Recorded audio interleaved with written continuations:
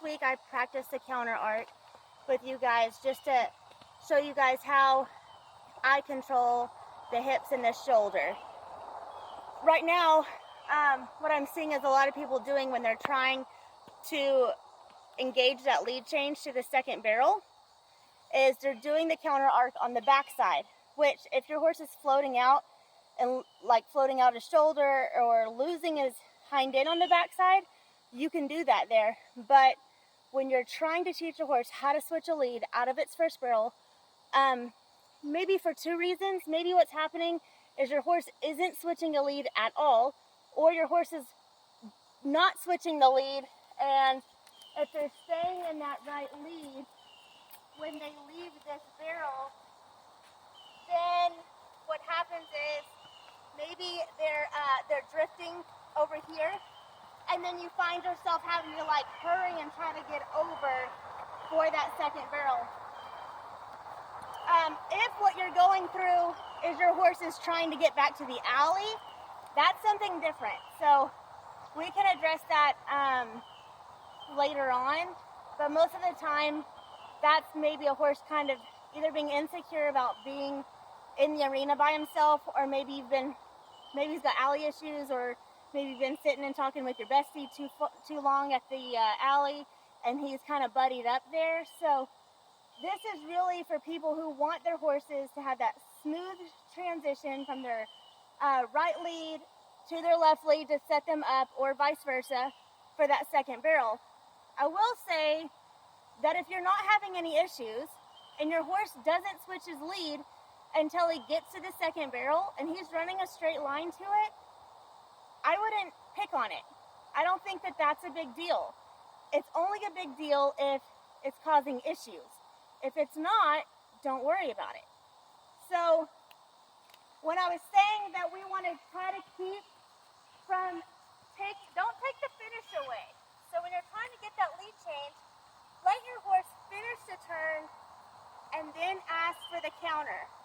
But what I see is people asking on the back side. And when we would ask back here for the counter, that would be just to maintain shoulder and hip control. But what that can cause, if your horse is not switching its lead, or if he's stepping out on the first, look what happens. If I do that too early, I'm pointing right back towards the alley. So I don't want to take away the finish.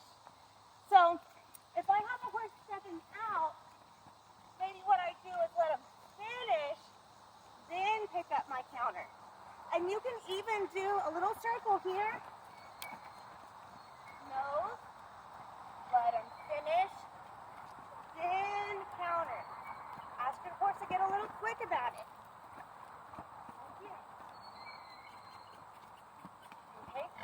I'll switch. And practice this. Now listen. If your horse doesn't know what ribs are or what leads are, then this is not going to go so easy.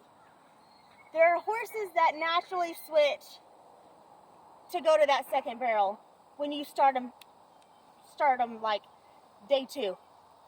Once they learn at a trot, my next turn is going to be to the left, the thinkers will just switch it right out of the first. They'll just start preparing themselves.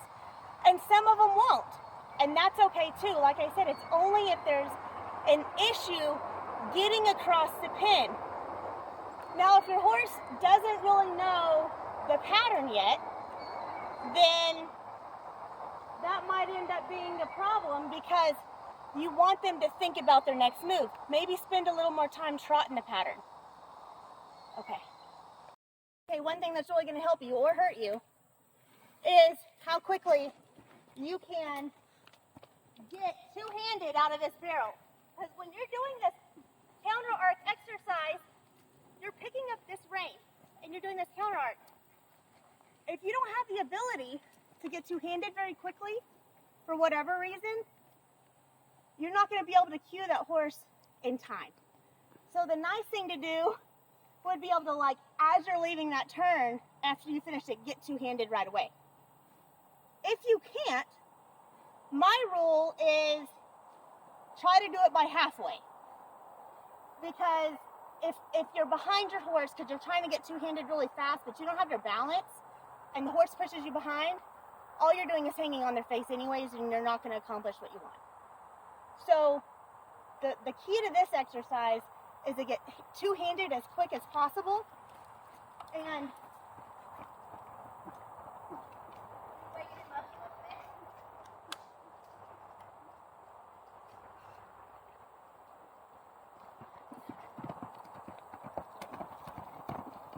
Like right here.